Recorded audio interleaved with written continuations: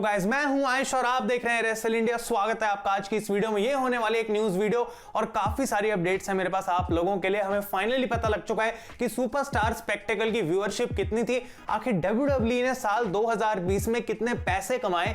As ने react करा है अंडरटेकर के लेटेस्ट कमेंट्स पे कि आजकल का प्रोडक्ट उतना अच्छा नहीं है।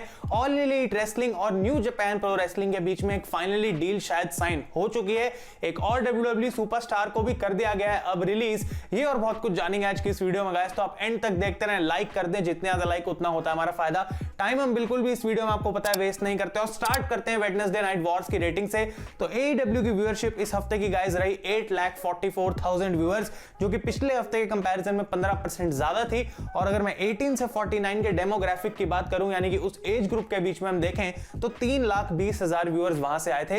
एनएक्सटी की मैं बात करूंगा इस तो 6,10,000 व्यूअर्स इनकी एवरेज व्यूअरशिप थी, जो कि पिछले हफ्ते के कंपैरिजन में 15.3% कम थी। और अगर 18 से 49 डेमोग्राफिक की बात करी जाए तो यहां पे गाइस रेटिंग आई 1,50,000 व्यूअर्स। और अगर हम ओवरऑल कंपेयर करें इस वीक को तो ऑल एलीट रेसलिंग 38% से इस हफ्ते को जीत गई। तो क्लियर विक्ट्री मिली है एक बार फिर से एईडब्ल्यू को। और मुझे लगता है कि यहाँ पे एनएक्सटी का शो जबकि काफी अच्छा था। आई डोंट नो कि क्या रीजन है ऐसा कि एनएक्सटी की व्यूअरशिप बिल्कुल भी बढ़ी नहीं रही है, और ये काफी कंसर्निंग चीज होगी डेफिनेटली डब्ल्यूडब्ल्यूई के लिए। अगली स्टोरी की हम बात करते हैं गाइस, तो फाइनली हमें पता लग चुका है कि आखिर सुपरस्टार स्पेक्टेकल की व्यूअरशिप कितनी है, क्योंकि डब्ल्यूडब्ल्यूई की कल रात को एक अर्निंग्स कॉल हुई है जहां पर उन्होंने काफी सारी डिटेल्स रिवील करी हैं। और ये बात सामने आ रही है कि इंडिया के अंदर 20 मिलियन लोगों ने जो है वो सुपरस्टार स्पेक्टेकल को देखा है, जो कि एक बहुत बड़ा नंबर है। अगर हम रॉ और स्मैकडाउन से इसको कंपेयर करें भाई, तो स्मैकडाउन की भी रेटिंग से 10 गुना ऑलमोस्ट ये रेटिंग हो जाती है, जो कि अपने आप में एक बहुत बड़ी बात है। अब 20 मिलियन एक बहुत बड़ा नंबर तो है, और ये क्लियरली दिखाता है गाइस कि डब्ल्यूडब्ल्यूई कितनी ज्यादा पॉपुलर है इंडिया के अंदर और क्या इसकी पोटेंशियल है यहाँ पे। और मुझे यहाँ पे बात बहुत अच्छी भी लगी, लेकिन एक बात मैं आपको क्लियर बता दूं कि इस रेटिंग से डब्ल्यूडब्ल्यूई को फाइनेंशियली कोई एक्स्ट्रा फायदा नहीं होने वाला। डब्ल्यूडब्ल्यूई और सोनी के बीच में जो डील साइन होती है गाइस, उसके पैसे सोनी ऑलरेडी दे चुके हैं डब्ल्यूडब्ल्यूई को। तो ऐसा नहीं है कि इस शो की पॉपुलैरिटी की वजह से डब्ल्यूडब्ल्यूई को बहुत बड़ा फाइनेंशियल बेनिफिट होता है। और अगर हम इंडिया की पॉपुलेशन देखें तो 20 मिलियन का मतलब होता है 2 करोड़ लोग। और मुझे लगता है कि इसके हिसाब से देखा जाए तो हम कहते हैं ठीक है भाई, मान भी सकते हैं इजीली 2 करोड़ लोग एक शो देख सकते हैं इंडिया के अंदर टीवी पे, क्योंकि इतनी ज्यादा हमारी पॉपुलेशन है। तो डेफिनेटली एक बहुत अच्छी न्यूज है कि 20 मिलियन लोगों ने इस शो को देखा। आने वाले समय में और ऐसे इवेंट्स डेफिनेटली हमें देखने को मिलेंगे। और ये बात तो हम पहले से ही जानते हैं कि इंडिया काफी बड़ी मार्केट है डब्ल्यूडब्ल्यूई के लिए, और इस शो ने भी एक बार फिर से इसी बात को गाइस जो है वो प्रूव कर दिया। अगली स्टोरी की हम बात करते हैं तो डब्ल्यूडब्ल्यूई ने गाइस स्टीव कटलर को रिलीज कर दिया है। जी हां, फॉरगॉटन सन्स के जो पार्ट थे और रिसेंटली जो बैरन कॉर्बिन के साथ आ रहे थे the Knights of the Lone Wolf में, उनको डब्ल्यूडब्ल्यूई ने रिलीज कर दिया। और इस बात पे उन्होंने खुद भी रिएक्ट करा कि भाई मैं बहुत अनफॉर्चुनेट फील कर रहा हूं, क्योंकि आज मुझे पता लगा कि मैं रिलीज हो चुका हूं, लेकिन फ्यूचर पॉसिबिलिटीज के लिए मैं डेफिनेटली यहां पे इंतजार कर रहा हूं कि क्या होता है। और उन्होंने अपनी ट्वीट में ये भी बोला कि थैंक्स जिन लोगों ने मेरे को सपोर्ट करा। और 90 डेज का क्लॉज है उनके कॉन्ट्रैक्ट के अंदर, वो कहते हैं द काउंटडाउन बिगिंस। और 90 दिन बाद स्टीव कटलर कहां जाएंगे गाइस हमें पता लगेगा। तो अनफॉर्चुनेट है उनके लिए, लेकिन डब्ल्यूडब्ल्यूई ने गाइस उनको यहां पे रिलीज कर दिया है।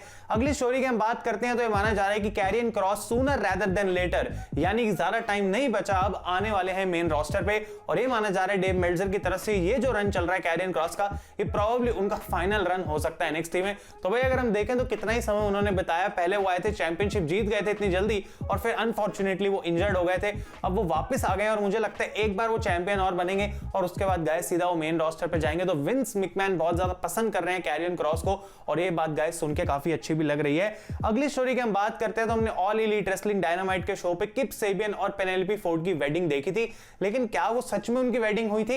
ये माना जा रहा है कि गाइस इस शो से कुछ दिन पहले उनकी वेडिंग लीगली हो चुकी थी, यानी कि वो एक्चुअली अब रियल लाइफ में मैरिड है। और एईडब्ल्यू के अंदर ये सिर्फ एक सेगमेंट पर्पस के लिए करा गया था, जैसे कि बहुत हफ्ते पहले अनाउंस करा था। तो ये एक पीस ऑफ इंफॉर्मेशन है जो मैंने सोचा मुझे आपको बतानी चाहिए। नेक्स्ट स्टोरी की हम बात करते हैं तो आखिर मर्फी कहां पर हैं, क्योंकि पहले तो उनकी अलिया के साथ इतनी कमाल की स्टोरी लाइन चल रही थी, लोग उसमें इंटरेस्ट ले रहे थे, लेकिन अब भला मर्फी गए तो गए कहां? तो ये माना जा रहा है कि मर्फी गाइस एक्चुअली में स्मैकडाउन पे बैकस्टेज हैं, लेकिन डब्ल्यूडब्ल्यूई के पास उनके लिए कोई भी प्लान्स ही नहीं है। ये बात जो है मेरा काफी दिमाग हिला रही है भाई, क्योंकि इतनी तो उनकी स्टोरी लाइन चली रही थी ना, तो प्लान फिर से नया क्यों सोच रही है आखिर डब्ल्यूडब्ल्यूई मर्फी के लिए? ये बात मुझे समझ नहीं आई, लेकिन हो सकता है गाइस क्योंकि सेथ रॉलिन्स अब वापस आ चुके हैं तो हमें मर्फी भी एक बार फिर से स्मैकडाउन पे देखने को मिले। लेकिन ऐसा लगता है कि मर्फी और अलिया की जो वो कपल वाली स्टोरी लाइन थी, शायद उसको अब डब्ल्यूडब्ल्यूई ने कैंसिल कर दिया है। नेक्स्ट स्टोरी की हम बात करते हैं तो एज ने गाइस कमेंट करा अंडरटेकर के रीसेंट कमेंट्स के ऊपर, जो उन्होंने बोला था कि भाई डब्ल्यूडब्ल्यूई का प्रोडक्ट आजकल इतना अच्छा नहीं है। और एज कहते हैं देखो भाई आजकल की दुनिया ही ऐसी है कि 3 घंटे की इंटरव्यू से वो 20 सेकंड पकड़ के जो है वही इंटरनेट पर पॉपुलर होंगे जहां पे अंडरटेकर ने कुछ WWE के बारे में बोला। वो कहते हैं कि मैं अंडरटेकर से डिसएग्री भी नहीं कर सकता इस बात पे, क्योंकि उस समय जो टैलेंट था हमारे लिए अलग अलग चैलेंजेस थे, और इसका मतलब ये भी नहीं है कि जो आज का टैलेंट है उसके लिए चैलेंजेस कम है, क्योंकि आजकल सोशल मीडिया का दौर है और इसके चलते जो है सुपरस्टार्स को बहुत सारी नेगेटिविटी भी लेनी पड़ती है, बहुत सारी अलग अलग चीजें लोगों से सुननी पड़ती है जो कि पहले टाइम में उस टाइम पे अंडरटेकर या फिर एज को किसी को नहीं करनी पड़ती थी। तो उन्होंने यहाँ पे इन दोनों चीजों को कंपेयर नहीं करा, लेकिन वो कहते हैं कि डेफिनेटली हर समय हमको इंप्रूवमेंट करते रहनी चाहिए और ये WWE का गोल रहता है जब प्रोडक्ट की बात आए। नेक्स्ट स्टोरी की हम बात करते हैं तो रे मिस्टीरियो ने ऑफिशियली अपनी एक इंटरव्यू में कंफर्म कर दिया गाइस कि उन्होंने एक नया कॉन्ट्रैक्ट साइन कर लिया WWE के साथ, और उन्होंने यहाँ पे तारीफ करी कि किस तरीके से डोमिनिक अब इतने अच्छे होते जा रहे हैं रिंग के अंदर और उनकी ट्रेनिंग जो है वो फाइनली काम आ रही है। और उन्होंने ये भी बताया कि मैं तब तक लड़ते रहूंगा जब तक मेरी बॉडी मुझे अलाउ करेगी, और अभी कई साल मुझे लगता है कि बचे हैं कि मैं और WWE में कंपीट कर सकता हूं। तो ये एक अच्छी बात है कि एक बार फिर से एक अच्छी डील पे WWE ने री साइन कर लिया रे मिस्टीरियो को। पहले रूमर्स आ रहे थे क्या वो AEW में जा सकते हैं, तो यहाँ पे गाइस वो रूमर्स खत्म कर देते हैं क्योंकि officially he has signed a new contract. अगली स्टोरी की हम बात करते हैं तो गाइस ऑल एलीट रेसलिंग और न्यू जापान प्रो रेसलिंग के बीच में फाइनली ऐसा लग रहा है एक डील हो चुकी है, क्योंकि कल पहली बात तो हमने केंटा को डायनामाइट पे देखा और ये माना जा रहा है गाइस कि इतने समय नेगोशिएशन में रहने के बाद फाइनली न्यू जापान ने एग्री करा है कि वो ऑल एलीट रेसलिंग के साथ एक वर्किंग रिलेशनशिप में आ जाएंगे। और डेव मेल्जर ने इस बात को रिवील करा कि जॉन मॉक्सली इस डील के लिए काफी इंपॉर्टेंट थे, क्योंकि अगर न्यू जापान को जॉन मॉक्सली चाहिए था तो उसका एक ही तरीका था कि आखिर AEW के साथ न्यू जापान आके काम करे, और अब गाइस वो हमें देखने को मिल रहा है। तो ये ऑफिशियली एक डील हुई है, इसी वजह से केंटा वहां पे आए। लेकिन ये माना जा रहा है कि पेंडेमिक की वजह से अभी फिलहाल AEW के सुपरस्टार्स NJPW में ज्यादा नहीं जा पाएंगे और जापान से लोग US नहीं आ पाएंगे क्योंकि क्वारंटाइन वगैरह का सीन होता है।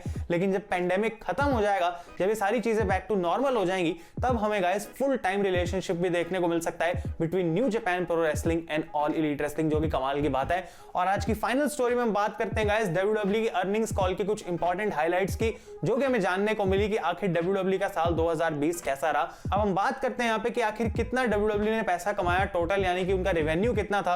वो था गाइस $974.2 मिलियन, जो कि 1% इंक्रीज है, यानी कि $13.8 मिलियन का यहाँ पे उनको इंक्रीज देखने को मिला।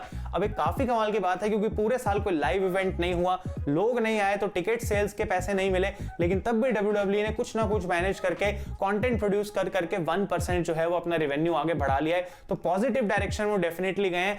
अब मुझे ऑब्वियसली ये बात नहीं पता कि ये नंबर कितने सच है, लेकिन जो बताया जा रहा है, जो आ रहा है ऑनलाइन, वही मैं भी आपको रिपोर्ट कर रहा हूं क्योंकि ऑफिशियल इंफॉर्मेशन है WWE की तरफ से। इसके बाद हमें जानने को मिला गाइस कि जो डिजिटल प्लेटफॉर्म्स पे WWE के वीडियो के व्यूज आए टोटल 2020 में, वो थे 38 बिलियन, यानी कि 10% ज्यादा, और टोटल 1.4 बिलियन आवर्स का जो कंटेंट है वो WWE का कंज्यूम हुआ पिछले साल में, और ये भी 10% ज्यादा है, जो कि एक अच्छी बात है। इसके अलावा गाइस विंस मैकमैन ने इसको भी रिवील कर दिया है कि WWE अब फुली रेडी है लाइव इवेंट्स करने के लिए, और हो सकता है कि 6 हफ्ते के टाइम के बाद भी हमें WWE का पहला लाइव इवेंट देखने को मिल जाए। और उन्होंने यहाँ पे एक बार फिर से ये बात बोली है कि रेसलमेनिया के अंदर फैंस होने वाले हैं, लेकिन उसका पूरा प्रोसीजर क्या रहेगा वो हम आने वाले समय में अनाउंस करेंगे। तो ऐसा लग रहा है कि फाइनली WWE नॉर्मल की तरफ बढ़ रही है, एक अगला स्टेप ले रही है ताकि चीजें पहले जैसी हो सके।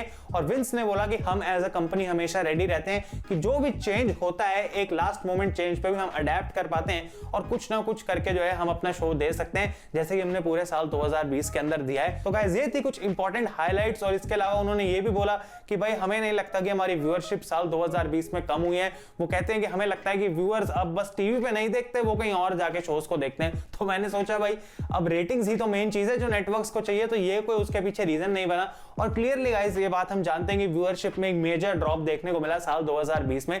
तो एज अ कंपनी WWE इस चीज से डेफिनेटली बचेगी, लेकिन हम सबको रियलिटी पता है जो कि इंप्रूव भी होनी चाहिए, और ये बात गाइस हम जानते हैं। तो ये थी सारी न्यूज आज की इस वीडियो में। अगर आपको वीडियो पसंद आए इसे लाइक करें। Thank you so much for watching. मैं हूं आयुष और आप देख रहे हैं रेसल इंडिया।